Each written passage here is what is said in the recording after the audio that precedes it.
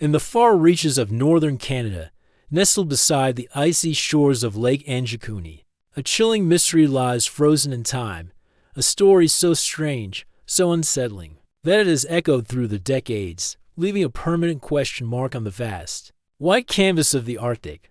This is the tale of a village that vanished. The year is 1930, a season for a trapper named Joe LaBelle. A man who knew the harsh beauty of the North like the back of his own hand was making his way toward a familiar Inuit settlement. He visited many times, always greeted by the warmth of its people, the sounds of life, and the familiar scent of wood smoke in the crisp air. But as he approached this time, an unnatural silence hung heavy over the landscape, a silence that felt wrong. As he drew closer, the village came into view, its small cabins half buried in drifting snow. But there were no children playing, no dogs barking, no voices carrying on the wind. The settlement was utterly deserted, a ghost town swallowed by the immense, unforgiving wilderness.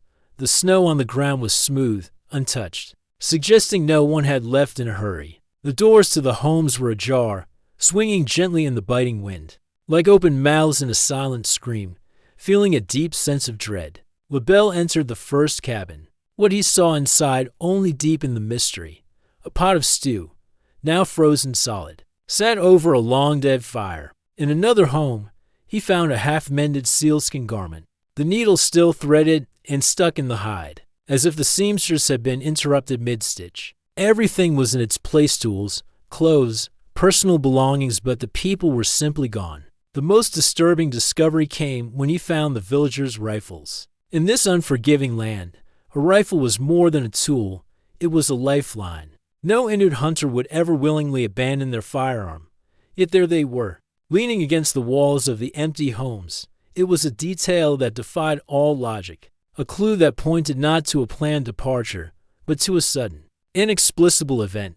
LaBelle continued his search, his footsteps the only sound in the dead quiet village. He found the sled dogs, the lifeblood of any Arctic community, starved to death and still chained to their posts. This was perhaps the most heartbreaking and baffling piece of the puzzle. The Inuit people shared a sacred bond with their dogs. To let them perish like this was unthinkable, a violation of their deepest traditions. It was clear that whatever happened, it happened so swiftly that not even the animals could be freed. As the northern lights began to dance in the sky above, LaBelle noticed something else. The village graveyard had been disturbed.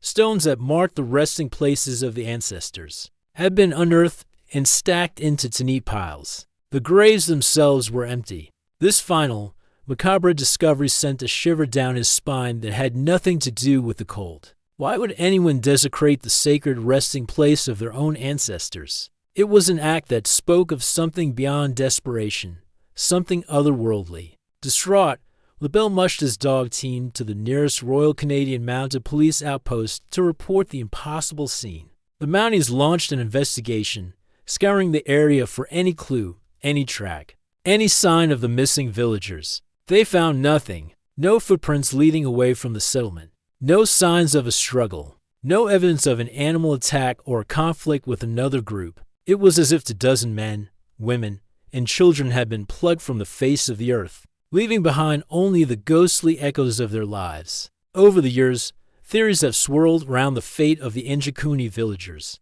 Some local legends from other Inuit communities spoke of strange lights in the sky. Around the time of the disappearance, they whispered of evil spirits of the Torngarsuk, a powerful sky spirit capable of great destruction.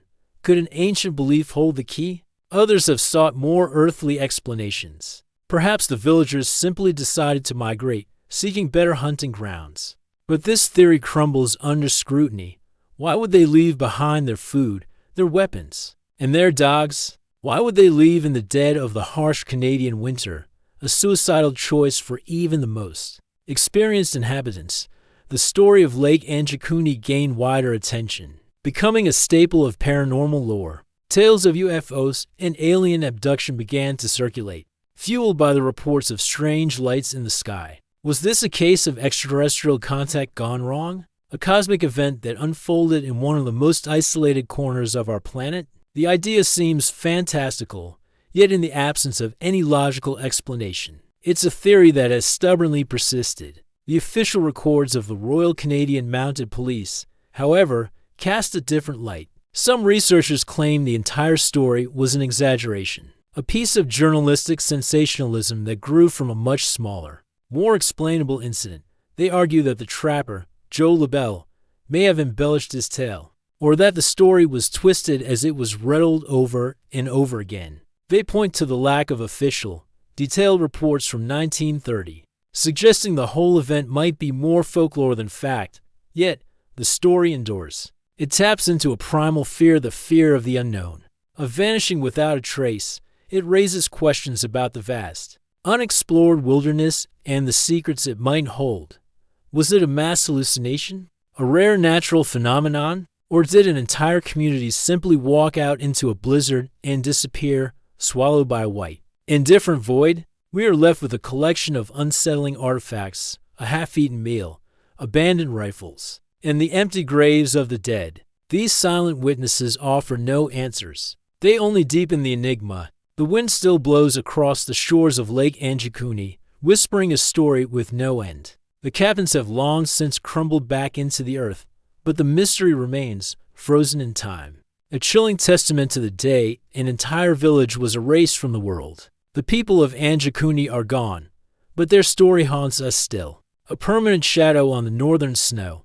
What do you think happened? Let us know your theories in the comments below. Thanks for watching, and if you enjoy diving into history's greatest unsolved mysteries, be sure to subscribe for more.